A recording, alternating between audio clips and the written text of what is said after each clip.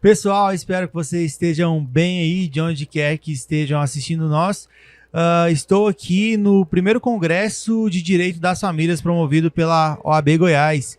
E nesse momento eu tenho a honra de receber o presidente da Comissão de Direito das Famílias, que é o Dr. Cristiano Melo. Dr. Cristiano, obrigado, viu, pela sua presença aqui. Dr. Cristiano é advogado, presidente da comissão.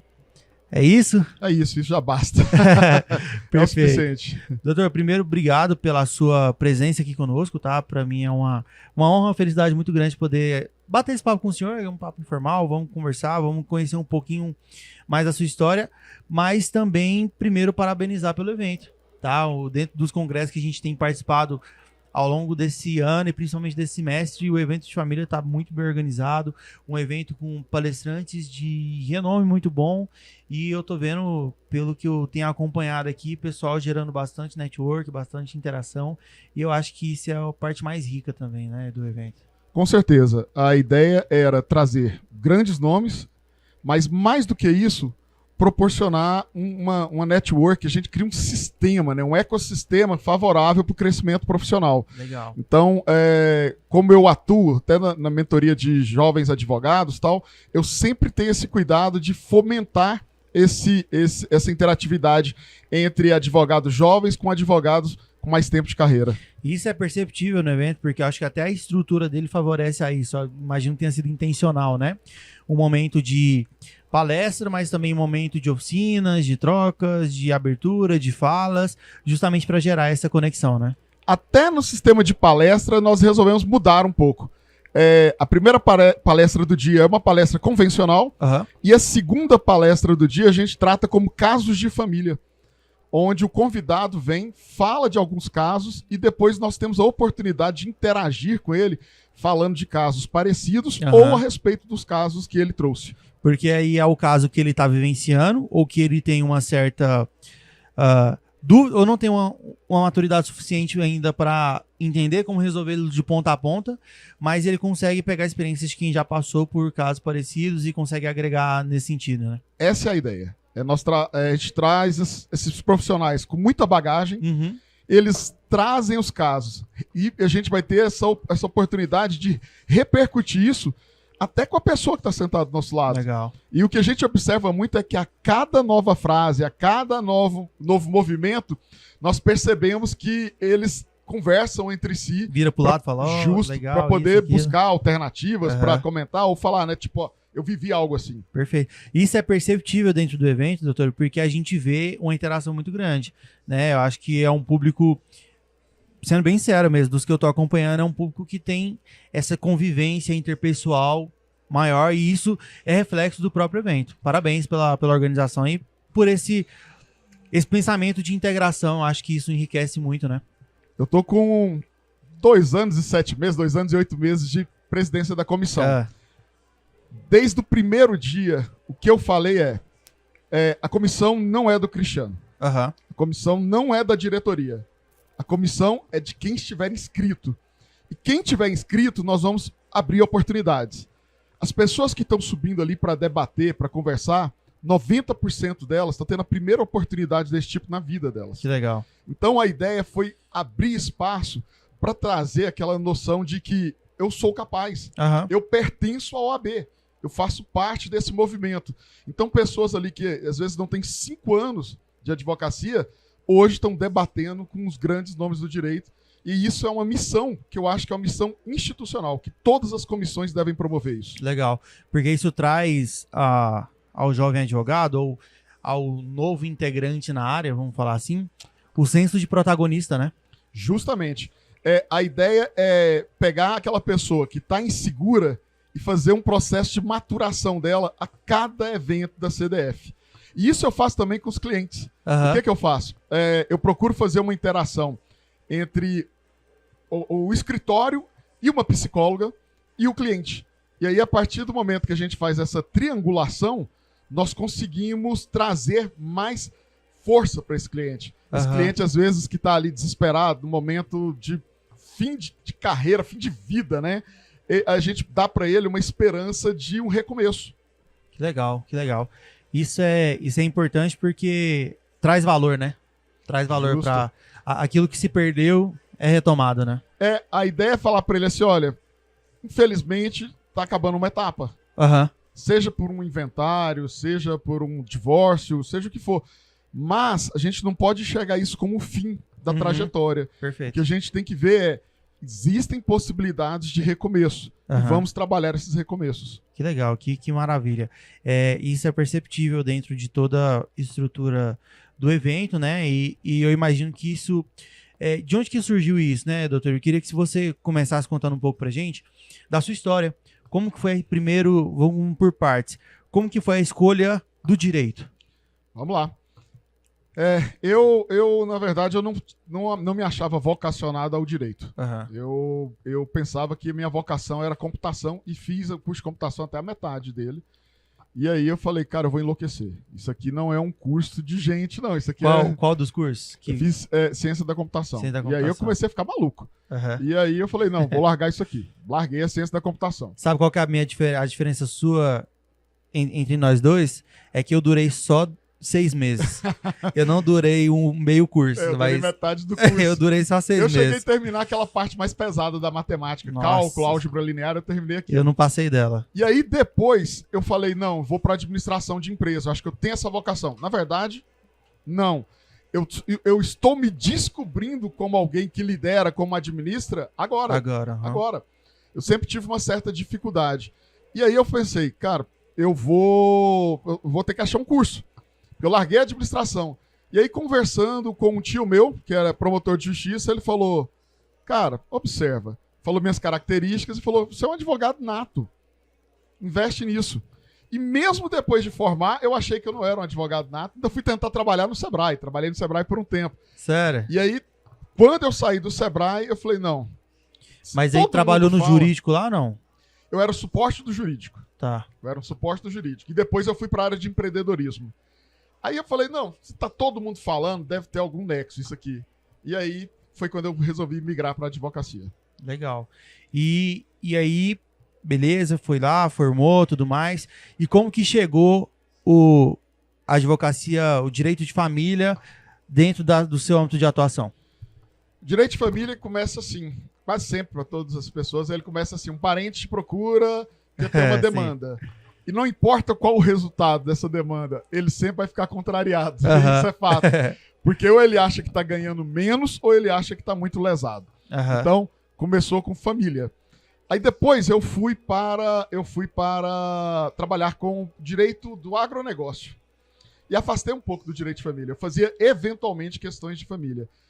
Mas eu não me encaixava naquela questão do agronegócio. Eu sentia a falta da questão de família.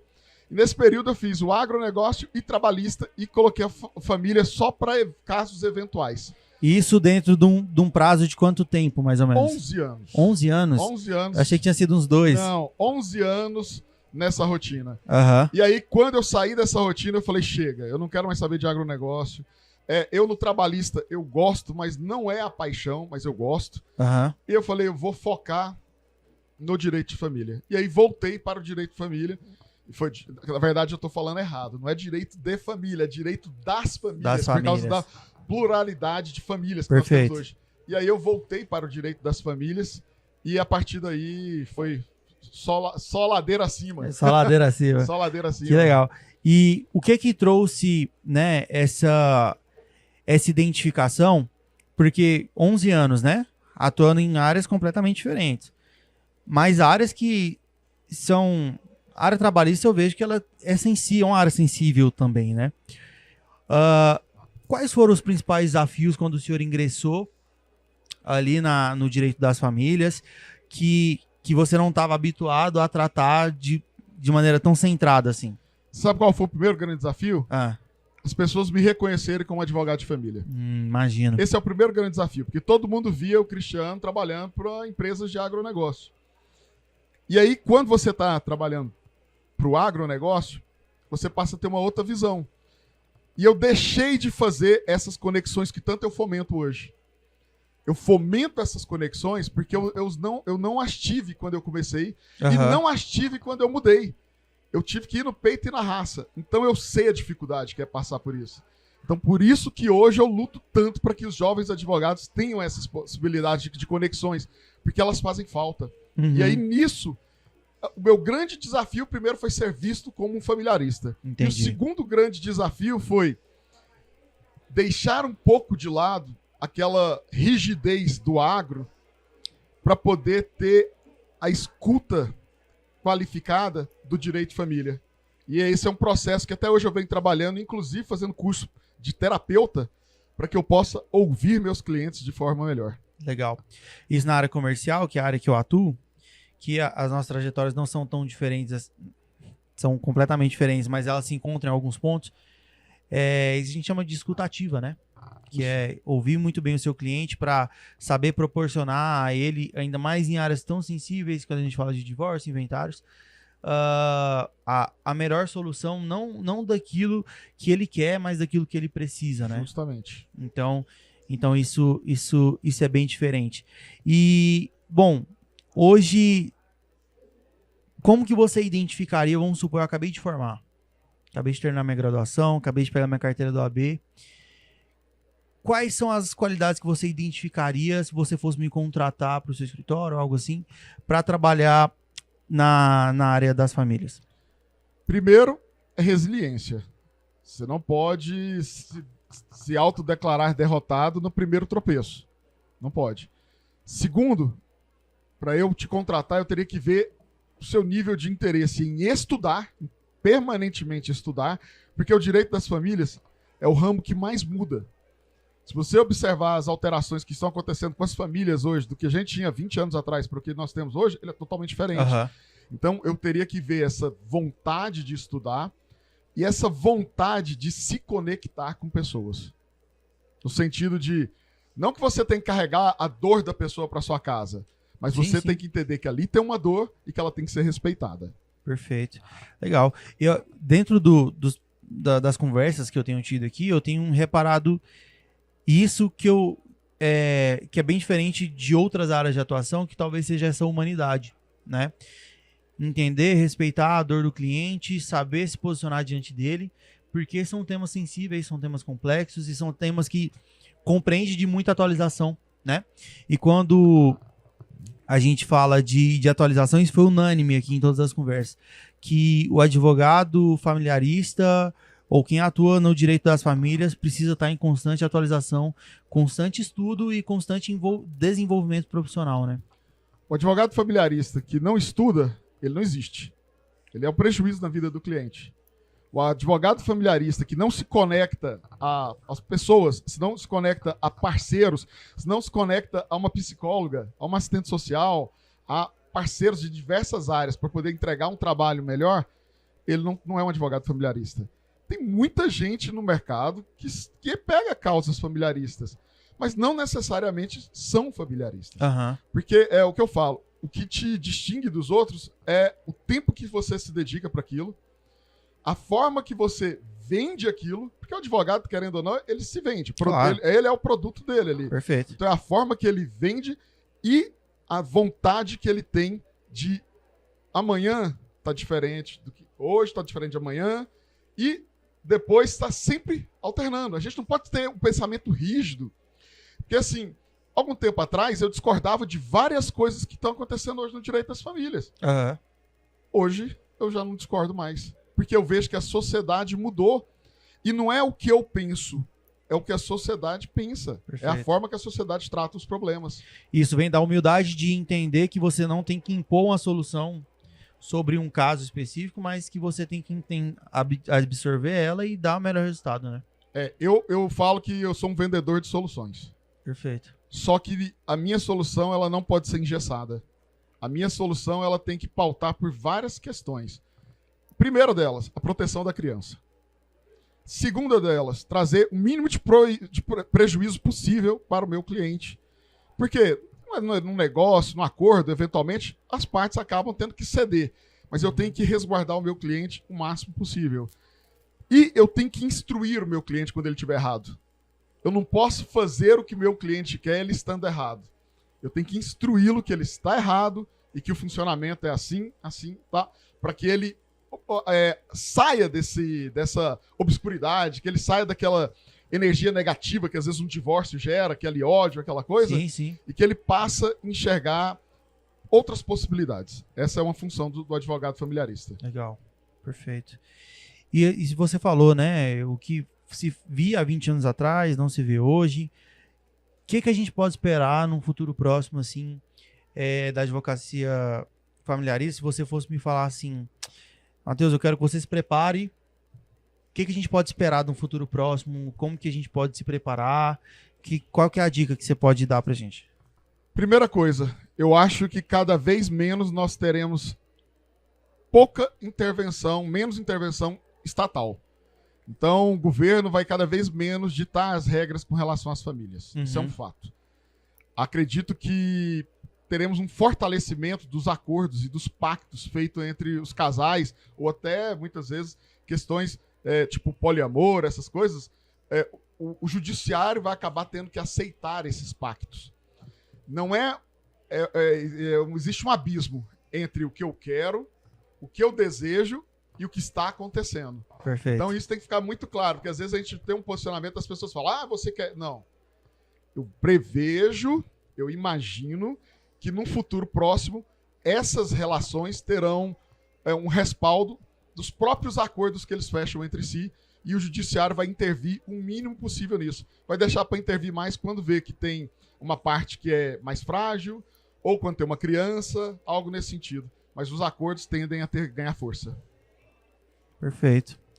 Então isso é uma boa maneira da gente se preparar e ter esse entendimento, né? É uma boa maneira das pessoas pensarem o seguinte, eu não posso ficar alheio ao mundo. Eu preciso entender o que é bom para um relacionamento. Eu preciso entender o que é bom para mim. E uma coisa que eu sempre falo é assim, isso tem que ficar muito claro.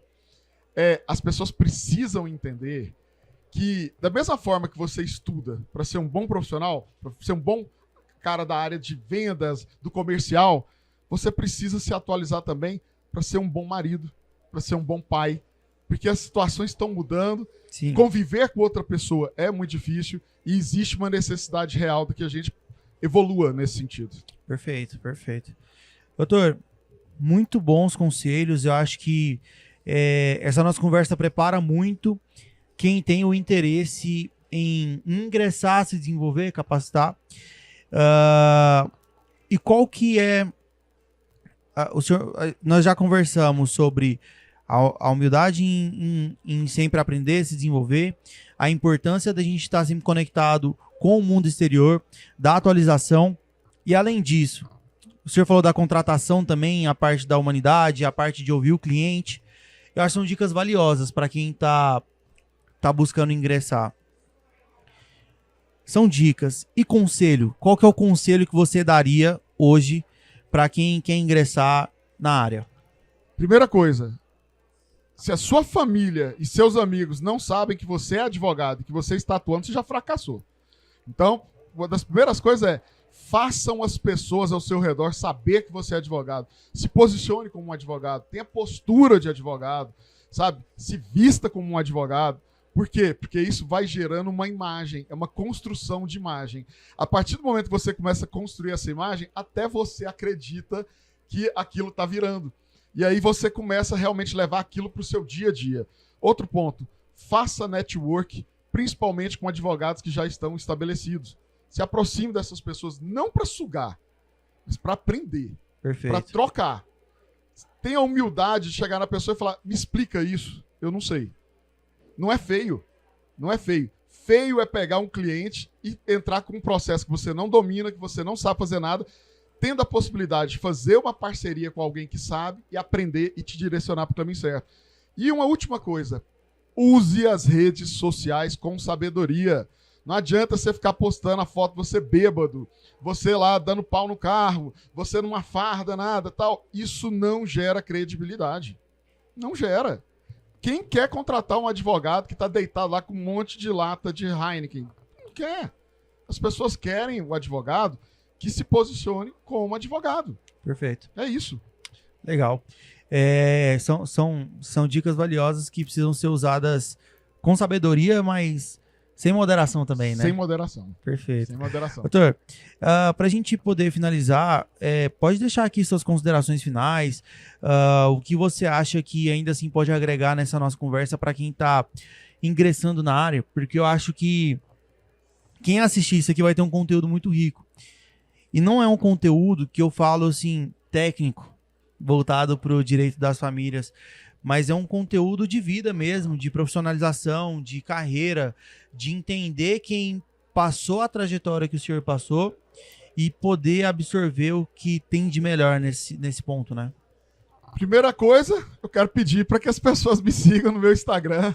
Perfeito. Cristiano com CHR, Cristiano Melo, Cristiano Melo ADV. É a primeira coisa, sigam o meu Instagram. Isso a gente já vai deixar escrito aqui. Tem canal do YouTube, tem Facebook, tem TikTok, eu tô em todas as redes.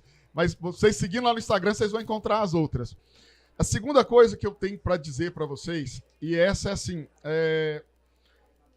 não compare a sua trajetória com a do outro. Não tenta balizar a sua vida na vida do outro. Cada um tem sua história.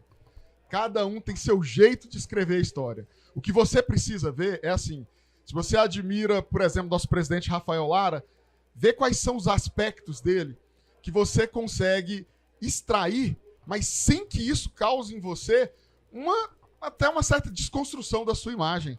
Aproveite as coisas boas, aproveite os bons conselhos, mas não paute a sua vida na vida dos outros. Esse é um ponto. Um último ponto, só para a gente poder encerrar e para oportunizar para que os outros colegas que estão aqui, vai ser difícil. Vai demorar e você precisa planejar.